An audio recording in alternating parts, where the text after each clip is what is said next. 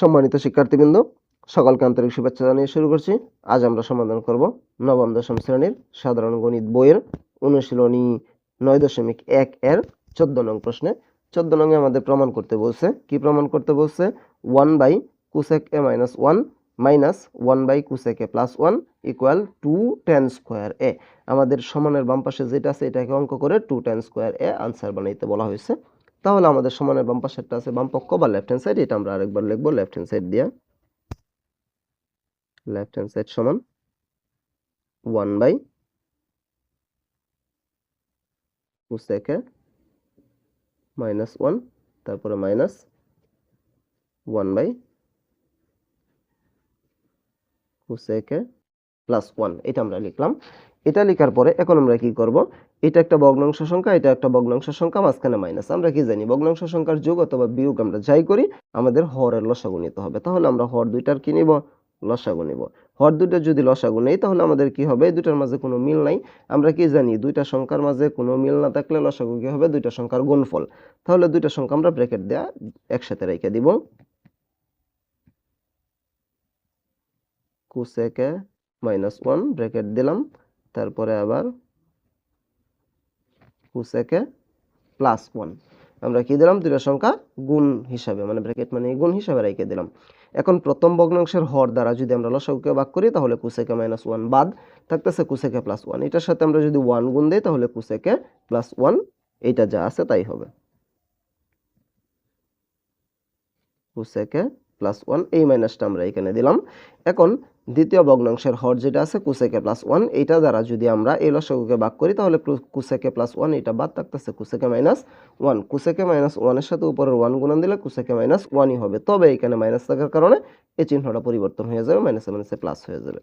তাহলে আমরা কি দিব? কোসেক এ প্লাস 1 এটা হয়ে গেছে। এরপর আমরা এখানে কি দিব? নিচেরটা যদি আমরা খেয়াল করি, কোসেককে যদি এ ধরি, আমরা 1 কে যদি বি ধরি তাহলে A minus B into A plus B. সূত্র হইতেছে আমাদের A square minus B square. Square minus B স্কোয়ারের সূত্র কি আছে? A plus B into A minus B.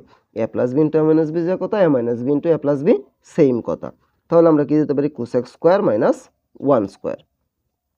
তাহলে আমরা দিলাম কোসেক স্কোয়ার এ মাইনাস 1 এর উপরে স্কোয়ার দিলেও জানা দিলেও তা আমরা সেম রেখে দিলাম। এখন উপরেরটা যদি আমরা খেয়াল করি, একটা কোসেক প্লাসের একটা কোসেক মাইনাসের, আর থাকতেছে কত? 1 প্লাস 1 সমান কত? 2। এখন উপরের 2 যা আছে আমাদের তাই থাকলো। নিচেরটা আমরা যদি একটা সূত্র এখানে অবশ্যই আমরা ব্যবহার করতে হবে এবং জানতেও হবে। কোসেক স্কোয়ার মাইনাস 1 এটার মান আমাদের আছে কত? Cot square. Cosec square minus 1 এটা সমান কত? কট স্কোয়ার এ। এখন আমাদের উপরের 2 যা আছে তাই কটের সাথে আমাদের কিসের সম্পর্ক? কটের সাথে আমাদের টেনের সম্পর্ক। কটের পরিবর্তে আমরা কি লিখতে পারি? 1/10 1/10 স্কোয়ার এ আমরা এটা দিলাম। এখন এই বাক্যে আমরা গুণ বানায় দিব। কত হবে আমাদের? 2 গুণন, আমরা কি জানি ভাগের পরে যেটা থাকে এটাকে গুণ করলে কি হয়? নিচেরটা উপরে যায়, উপরেরটা নিচে। 1 নিচে 10 কই উপরে। তাহলে আমরা কি দিলাম?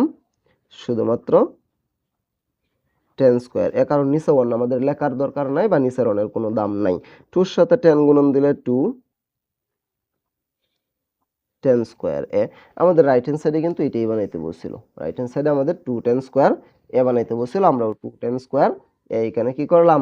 বানাইলাম। তাহলে সুতরাং আমরা কি লিখতে পারি? লেফট হ্যান্ড সাইড এবং রাইট হ্যান্ড সাইড যেহেতু মিল হয়ে গেছে তাহলে আমরা লিখতে পারি লেফট হ্যান্ড সাইড সমান রাইট হ্যান্ড সাইড প্রুভড। আমরা লেফট হ্যান্ড সাইড এবং রাইট হ্যান্ড সাইড কি করে দিলাম?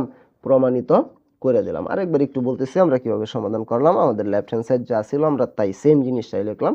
তারপরে নিচের দুইটার আমরা লসাগু নিলাম। লসাগু কি হয়েছে? কোনো কিছু মিল নাই, যেহেতু দুইটা সংখ্যাই লসাগু। এটা দ্বারা ভাগ করলে প্রথমটা বাদ, দ্বিতীয়টা কোসেক প্লাস 1 আছে, এটার সাথে 1 গুণন দিলে কোসেক প্লাস 1ই মাইনাস। কোসেক প্লাস 1 দ্বারা ভাগ করলে কোসেক প্লাস 1 বাদ, কোসেক মাইনাস 1 এটা মাইনাস থাকার কারণে চিহ্নটা পরিবর্তন হয়ে প্লাস হয়ে গেছে। কোসেক প্লাস 1 উপরে একটা কোসেক প্লাসের একটা কোসেক মাইনাসের কাটা 1 1 2, আর এটা ধরলে এটা বি ধরলে a minus B into a plus B square minus B square, মানে 1 স্কোয়ার দেওয়ার আমাদের দরকার নাই, 2 যা আছে তাই। কোসেক স্কোয়ার মাইনাস 1 সমান আমরা সূত্র জানি 10 স্কোয়ার এ না, cot স্কয়ার এ উপরে 2 যা আছে তাই কটের সূত্র আমরা জানি 1/10 স্কয়ার এ। এখন 2 আমরা 2 রেখে দিলাম, বাকিকে আমরা গুণ বানায় দিলাম, 10 উপরে চলে গেছে, 1 নিচে চলে গেছে, নিচের 1 এর দাম নাই, এই কারণে আমরা লিখি নাই। এর পরবর্তীতে আমরা কি করলাম, 2 এর সাথে 10 গুণন দিলে 2 স্কয়ার এ। তার মানে লেফট হ্যান্ড সাইড এবং রাইট হ্যান্ড সাইড মিল হয়ে গেছে।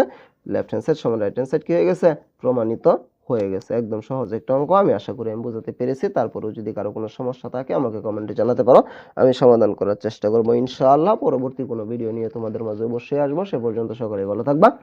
আল্লাহ হাফেজ।